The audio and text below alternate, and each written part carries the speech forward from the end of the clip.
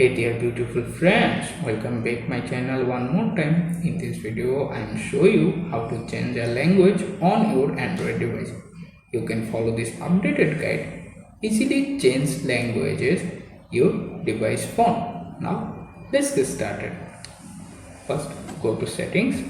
Once you are in the settings, scroll down, located general management, open it up.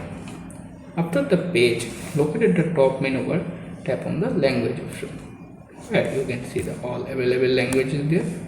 If you want to add your own language, tap on the add language option, then choose the option if you like, such as the option if you set.